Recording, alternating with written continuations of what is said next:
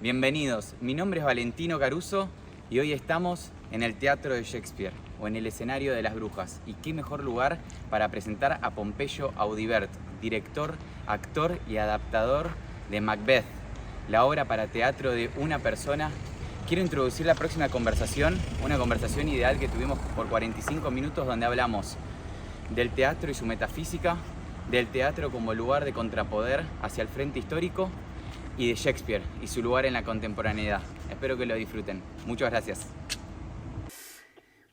Querido Pompeyo, fui a ver la función por tercera vez y me pareció increíble. Me pareció increíble todo lo que estás haciendo, todo lo que significa la puesta de escena, lo que significa el escenario, ya el escenario y que vos te dispongas a ponerte ahí, que encarnes las pieles de 7 personajes, 6 escritos por Shakespeare. Las 3 veces que fui me pareció excelente. En la última hice un tour, llevé 15 personas y la gente quedó fascinada también. Y todo el mundo me preguntaba a mí, como si yo supiese, cómo haces físicamente, pero cómo haces también psicológicamente, esa demanda mental. Me pregunto, o sea, el actor trabaja esto, quizás tiene como sus mecanismos, sé que algunos lo tienen, pero me gustaría saber cómo esta demanda psicológica, espiritual, hay como una energía medio de medium también, bueno, que es algo también típico del teatro, ¿no? Pero el cambio en el tiempo, la geografía, ser medium de la eternidad, un cuerpo que comunica atemporalmente una geografía como descolocada y un universo paralelo. ¿Afecta tener a Lady Macbeth en la cabeza? ¿Cuánto de Macbeth se queda contigo toda la semana? ¿Cómo funciona eso? Bueno, la actuación ya de por sí es una experiencia fenomenológica muy particular, eh, que, que cuando uno la transita muchos años y comienza como a frecuentarlo, digamos, Sí. el fenómeno de la actuación empieza a revelarse también que hay lugar para más de un personaje. Uno generalmente cuando actúa Mm. suspende su yo personal, que también podríamos decir que el yo personal es un campo ficcional, ¿no? Sí, Eso tal habría cual. que decirlo.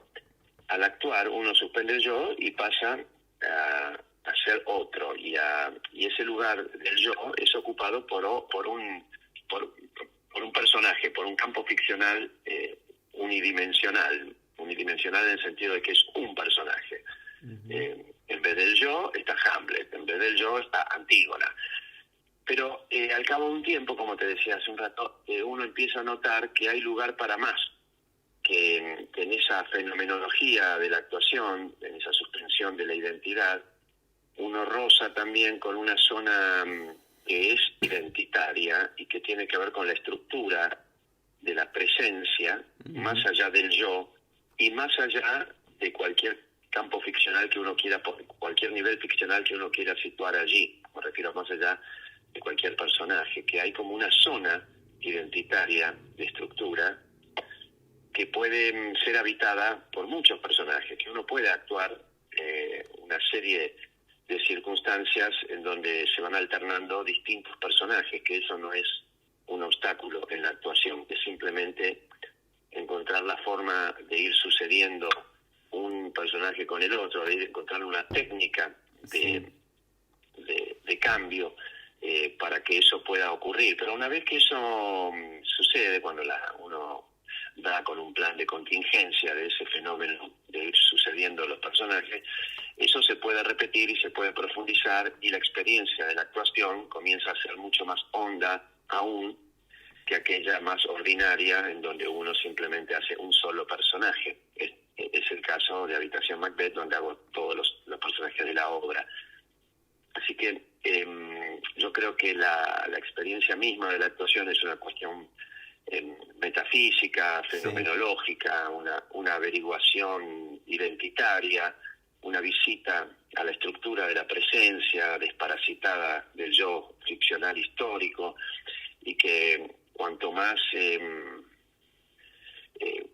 intenso es ese fenómeno, como en el caso de Habitación Macbeth, esa visitación a la estructura presencial se vuelve mucho más radical, más poética, más metafísica, más intensa. Esa es la experiencia que quise llevar adelante con esta obra, ¿no? Como una suerte de profundización en la fenomenología de la actuación. Perfecto, me encantó mucho cuando recién dijiste sobre el plan de contingencia, ¿no? Como ese trabajo que se da, me imagino que se tardan un par de años o varios años, o todo el tiempo se sigue trabajando también, como para sostener incluso esas diferentes zonas identitarias dentro de la estructura que decís. Me hace pensar un poco esta estructura para las identidades en la filosofía oriental, ¿no? Como esta destrucción del yo unidimensional de la persona y abarcar diferentes campos ficcionales también para complementarse a uno mismo. Y encontrar fuerzas también, ¿no? Como salirse de ese yo, compartir el cuerpo con Hamlet, compartir el cuerpo con Lady para mejorarse, bueno, no sé si mejorarse, pero evolucionarse, completarse uno. Sí, yo creo que esa estructura de la presencia de la que estábamos hablando, que es realmente lo curioso y lo notable y lo que habría lo que de algún modo habría que desocultar y poner en primer plano, aunque no lo sea también en esta conversación, es el fondo de la cuestión. Todos los personajes ficcionales con los que uno habita esa estructura son secundarios a la identificación de esa estructura, son de algún modo la manifestación teatral de esa estructura. Lo que se podría decir eso, que toda la actuación, todos los cambios de personaje, todo lo que va haciéndose en la obra es una manifestación teatral de una estructura presencial en son de averiguación poética de sus múltiples facultades y facetas. Esa estructura presencial que queda revelada en el fenómeno de la actuación juega a ser polifacética, múltiple, poética. En un mismo punto encajan múltiples ficciones de sí misma. Ninguna de por sí puede clausurar la estructura. Todas son parte de su radialidad, de su ser. Son parte de su manifestarse como múltiple. Porque se trata de eso, de poder dar cuenta de esa estructura como un hecho, no como un hecho, sino como una zona identitaria poética, en el sentido de las múltiples valencias que tiene una presencia.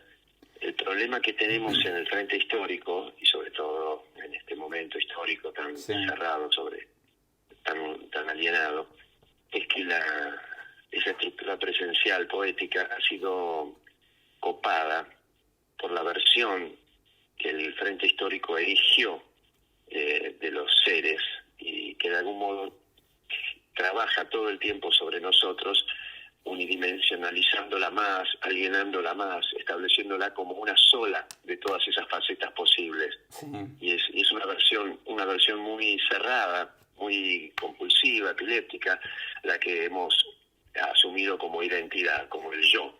No creo que el yo es el problema, y el yo es una construcción histórica también, no solamente es construcción nuestra, sino que nosotros la construimos al compás de un ritmo histórico que penetra en nosotros a través de los medios y de muchas formas, y nos va tallando en esa identidad ficcional unidimensional de la que estamos hablando. Entonces, que lo curioso justamente es cuando uno puede salirse de allí, y no solamente uno, sino también producir eso en el otro, cuando el teatro pasa lo que pasa en la habitación Macbeth, el espectador también siente una suerte de identificación o empatía de esa naturaleza, ¿no?, poética.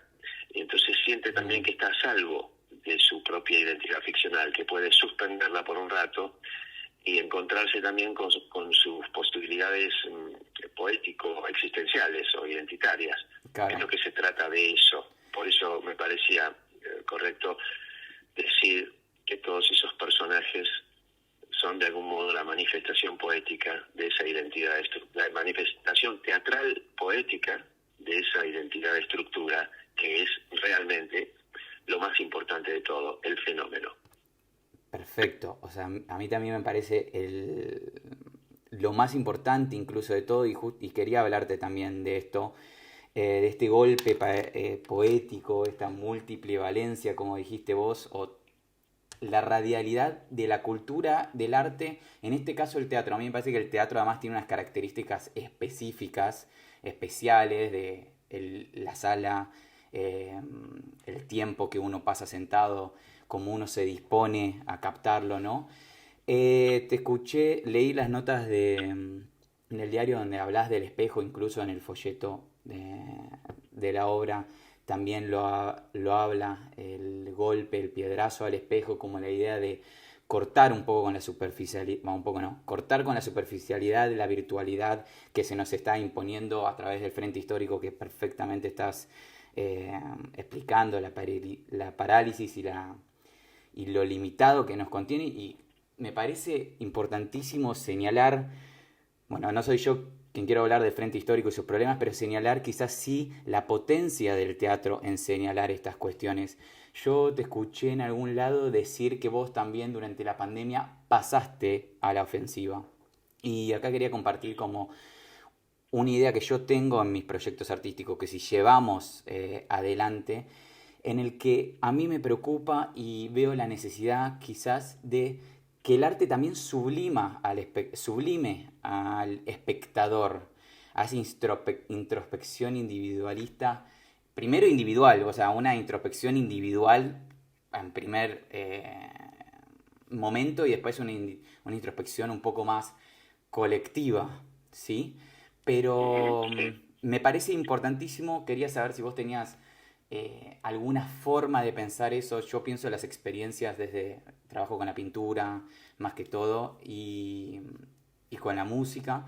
Experiencias que a través de el flujo energético de la gente que está compartiendo las experiencias, también ellos agarren poder, agarren vitalidad, digamos, ¿no? Como en tu obra, igual puntualmente, la gente sale de ahí con una vitalidad enorme.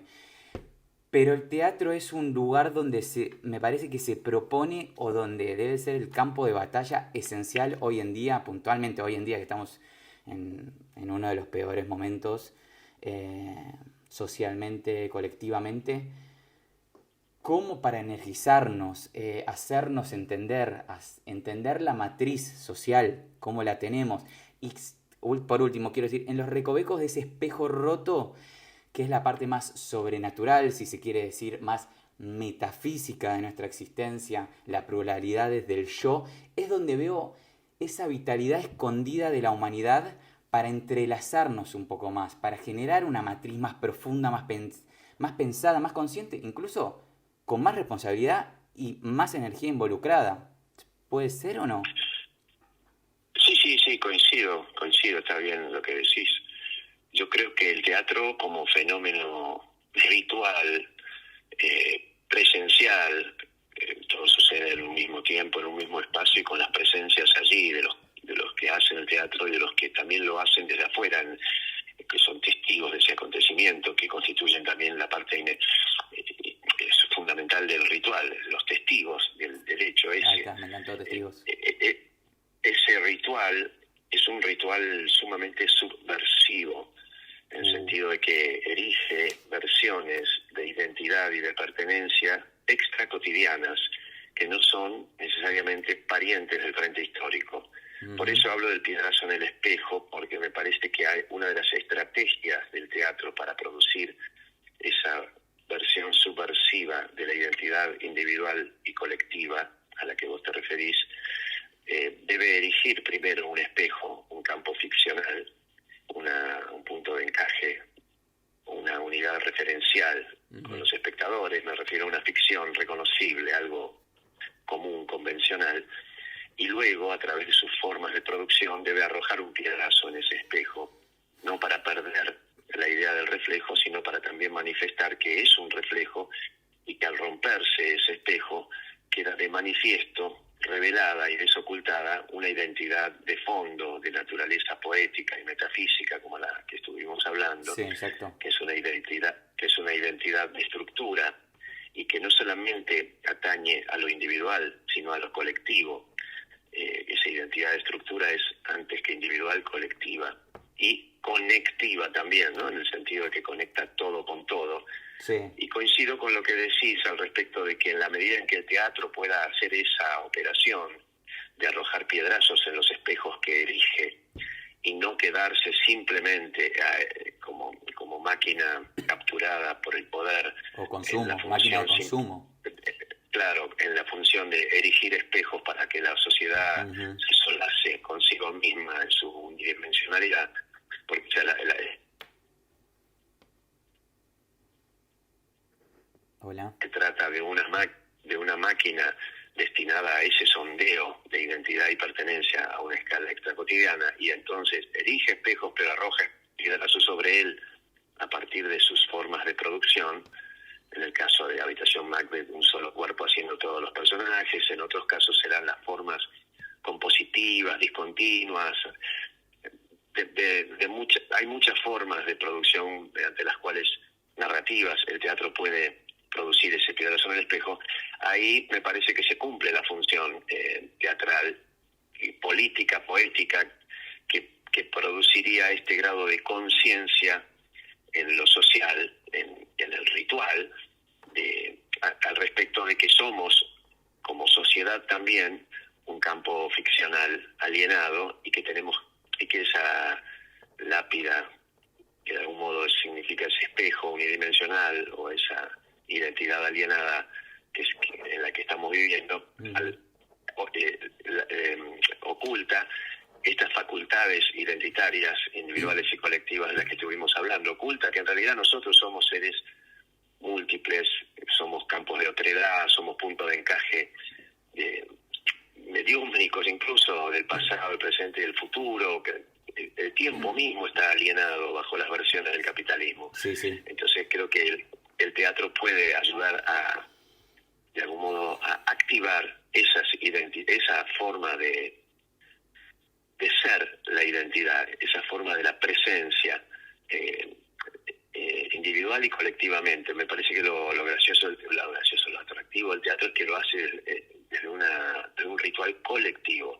Sí. Eso es lo más peligroso, porque esto que lo que estamos hablando ya lo pueden hacer los que meditan, los hindúes, los que están en el arte en general, pero que esto suceda en un ritual de la presencia colectivo lo vuelve mucho más peligroso. Pero esto siempre y cuando los que hacen teatro hayan entendido que el teatro, antes de revestirse con alguna obra ficcional, tiene de por sí, como máquina sagrada, sus propias temáticas de base, que son estas de las que estuvimos hablando: la desocultación de la identidad de estructura, la revelación de un nosotros otros de naturaleza metafísica y poética.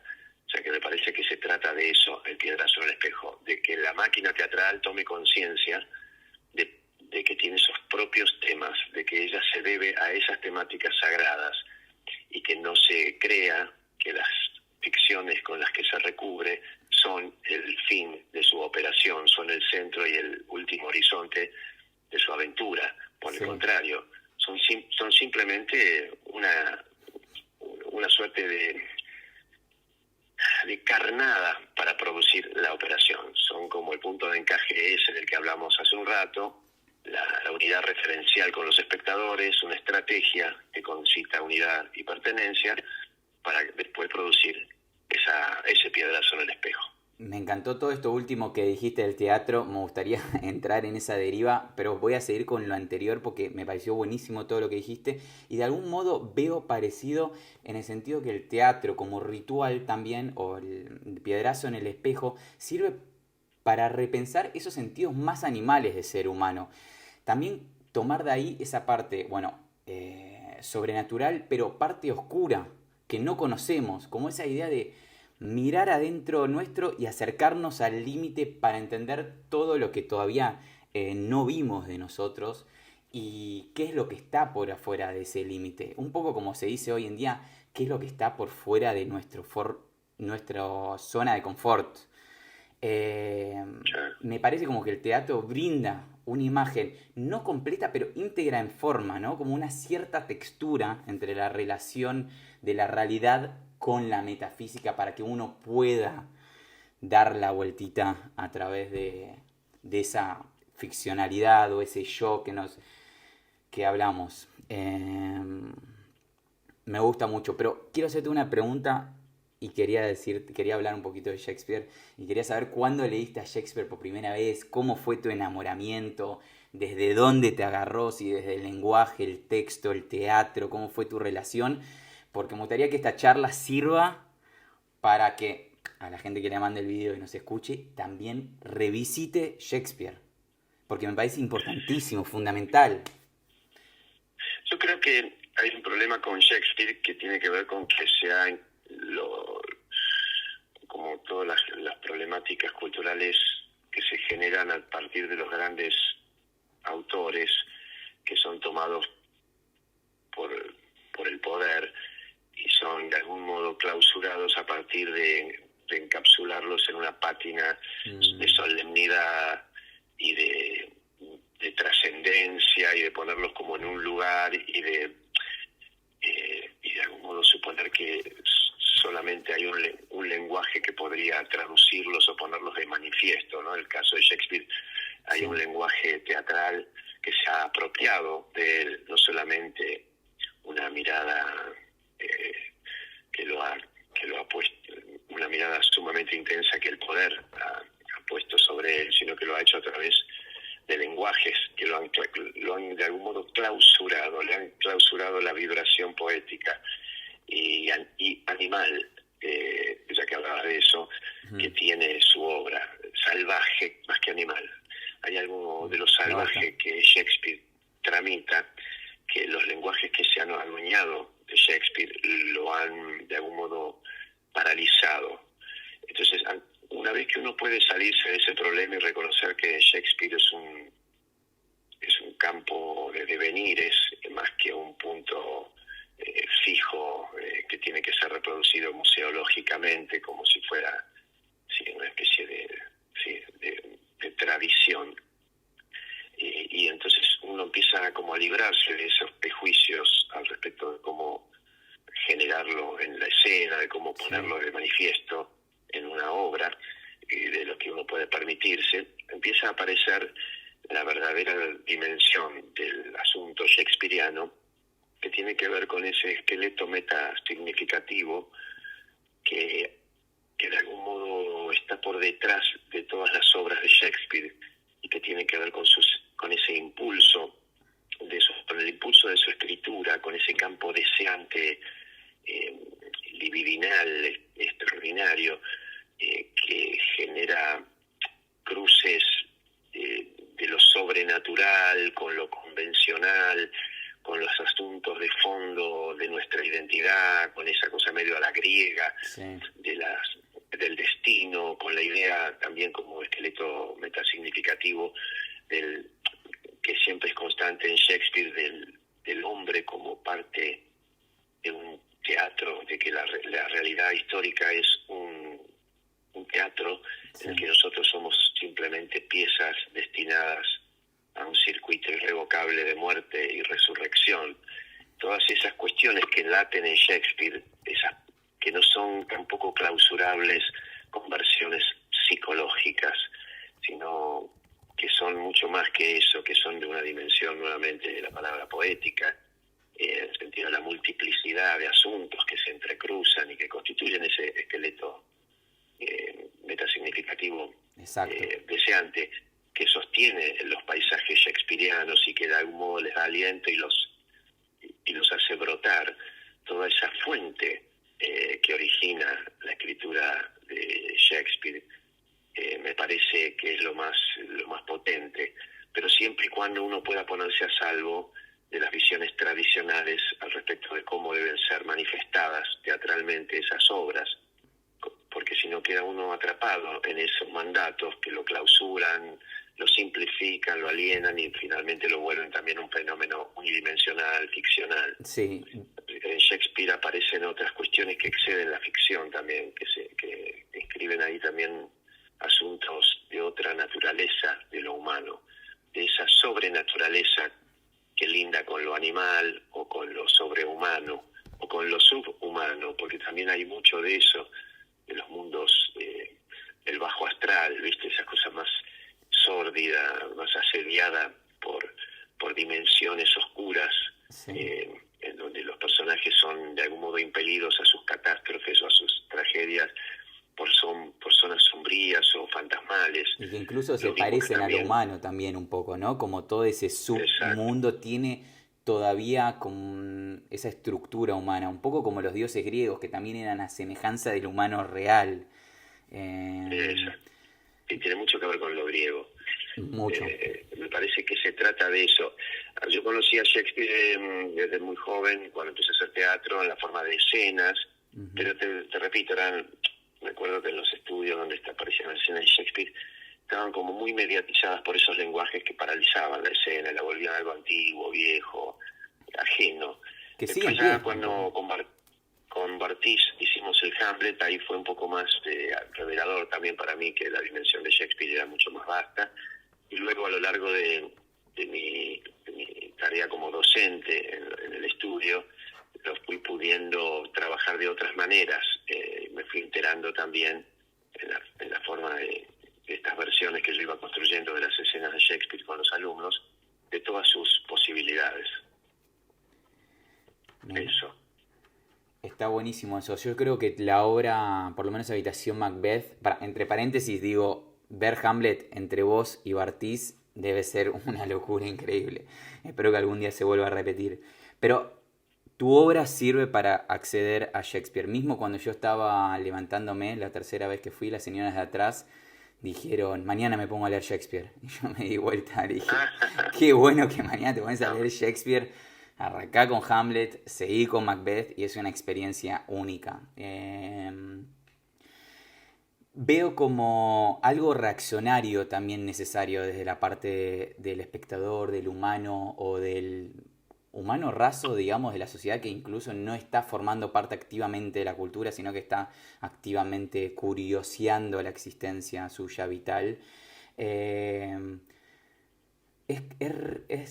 como dijiste, subversivo, no dijiste subversivo, dijiste subversivo, pero digo, subversiva la idea de tener que encarar a Shakespeare también, desde la nada, ¿no? Por todo esto que decís acerca de cómo el poder, A mí, a sí, mí me pasa que yo ya estoy como muy encarnizado en mi investigación de laboratorio sí, con lo que yo llamo la máquina teatral, que sería de algún modo la teatralidad más allá de las obras de ficción con las que se recubre. Esto que te dije hace un principio, sí, en la medida en que descubrí que el teatro tiene sus propias temáticas de base, y encontré una forma de ponerlas de manifiesto sin necesidad de recurrir a un campo ficcional, a una obra, a una dramaturgia. Ahí me apareció el concepto de máquinas teatrales, que son estas improvisaciones que yo hago en el estudio, ujú, en donde lo que sucede no se monta en un campo ficcional, sino que se mantiene a salvo en su dimensión poético-existencial, a través de procedimientos formales muy concretos y de una forma también de erigir la palabra como un asunto más roto, menos condescendiente a la relevación de sentidos o de ficciones. Entonces, en la medida en que yo tengo en pie ya, y hace muchos años funcionando y cada vez mejor, estas máquinas teatrales, yo lo que busco son obras que de algún modo puedan mestizarse con estas máquinas ujú. que tienen de por sí, que ya de por sí son muy reveladoras de los asuntos temáticos de base del teatro, en el sentido de que esas máquinas cuando funcionan lo que hacen es de algún modo elegir versiones subversivas de identidad y pertenencia, como veníamos diciendo. Entonces, al recubrirlas con campos ficcionales que son parientes de ese propósito, y en Shakespeare todo lo es, Sí, tal se cual. producen estos mestizajes entre la máquina teatral consciente de sus propósitos, de sus fines y de sus temáticas de base, y la obra teatral que de por sí, por más que sea un campo ficcional, también releva y revela asuntos de esa misma naturaleza, versiones poéticas al respecto de la identidad y la pertenencia y la circunstancia en la que estamos. Entonces yo lo que pretendo siempre es que en mis obras, que siempre defienden mucho el campo ficcional dramatúrgico, se transparente el asunto central de la máquina teatral, estas temáticas de base, que estas temáticas de base puedan ver la luz revestidas de los campos ficcionales con las que se recubre la máquina. Esa es la operación. Todas las obras mías siempre son el mestizaje o la hibridización de la máquina teatral en pelotas y la obra teatral ficcional de algún gran autor y de algún gran y de un alcance pariente al de la máquina. Por eso siempre elijo obras muy precisas. Por eso hice Muñeca, hice Polo, la farsa de los ausentes, que era una obra de arte que yo versioné, que también es muy pariente todo lo que dice de los asuntos que tramita la máquina. Por eso también hice Trastorno de Florencio Sánchez, la versión de la obra El Pasado, que son obras muy parientes de las temáticas de la máquina teatral, y en este caso Macbeth. Me parece perfecto. Veo la máquina teatral como esa esencia fundamental, como ese viento eterno existencial que es el que atraviesa todas las obras, ¿no? Me parece, o sea, lo estamos hablando desde el teatro porque es quizás tu disciplina que más haces, pero en mi investigación personal veo algo parecido a lo que decís de la máquina teatral. Yo veo al arte como una pista de todo aquello que es eterno, como ese lugar donde el humano puede subirse al muro y dar un pispeo al mundo quizás y de las ideas platónicas, una forma de verlo, ¿no? Como el arte es el lugar donde uno puede ver el tiempo por fuera de la linealidad en la que los humanos lo podemos ver por nuestras limitaciones, que tenemos 2 ojos, un cerebro, las sensaciones, o el amor, o la verdad con B mayúscula, naturaleza con N mayúscula. La máquina teatral también te ayuda a verte metido adentro, quizás de, como se dice en Oriente, o Tao, o como Nietzsche dice, el uno primordial, o como Schopenhauer dice, voluntad eterna, o la voluntad de la eternidad, perdón. ¿Ves algo ahí? ¿Cómo es? ¿Meditativo, sí, metafísico, exacto, poético, es todo? Es eso, exacto, es todo eso que vos dijiste, tal cual. Es eso es lo que la máquina teatral Entonces activa, quiero ver. y el arte. Entonces quiero ver y conocer. Sí, ya cuando empecemos con las clases te voy a invitar cuando vos quieras a que las veas. Son muy simples y muy gozosas y se activan muy rápidamente, incluso con cuerpos que son recién llegados, a través de consignas muy esenciales y muy fáciles de asumir en los cuerpos, básicamente, y también en la palabra.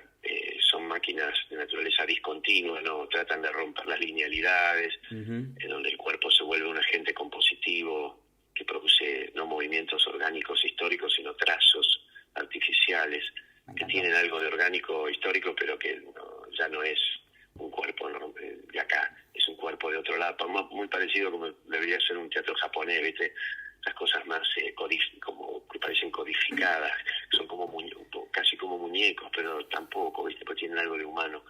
Bueno, la cuestión es que esa experiencia desata todas esas formas de la experiencia identitaria en el tiempo, en el espacio y en el propio cuerpo, y también en el universo, ¿no? Como uno está de otra manera. Yo creo que tiene que ver con lo que llamo la presencia, con estar en un grado de presencia acrecentada, muy intensificado. Es un desaire, un destiempo y una despresencia a nivel histórico para poder entrar en ese otro aire, en ese otro tiempo y en esa otra forma de la presencia que es de naturaleza poética. Sí, es eso. Me encanta pensar todo eso, y también porque siento que ahí está la vitalidad que genera el arte, un poco en esa reacción. Y como vuelvo a decir, me parece que también todo el piedrazo al espejo tiene que ver con la intención del ser humano, con el necesitar ponerle energía a la piedra para que avance y rompa algo. Bueno, Por eso hay todas algo las ahí que lo que experiencias... vos decís que, Sí, sí, sí, que es clave, que tiene que ver con que la fuerza con la que uno arroja la piedra es una fuerza que está constituida de una insatisfacción histórica, buenísimo. que ese piedrazo solo lo arroja quien tiene de algún modo la rabia esa o el desdén hacia la circunstancia histórica. Es lo que habla Bacon al respecto de La Mancha. No sé si leíste ese artículo de Bacon, donde él dice que él comienza haciendo manchas, Sí, soy fanático de Bacon. pero que para que esa mancha tenga de algún modo así como despierte algo, Sí. tiene que ser producida por una suerte de violencia cuando uno genera la mancha. No es una mancha que se hace así nomás. El piedrazo tampoco es un piedrazo que se arroja así nomás, se arroja con una fe antihistórica, Muy bueno. con una fe poética y con una fe del que está en crisis en su frente histórico y del que quiere salir de él.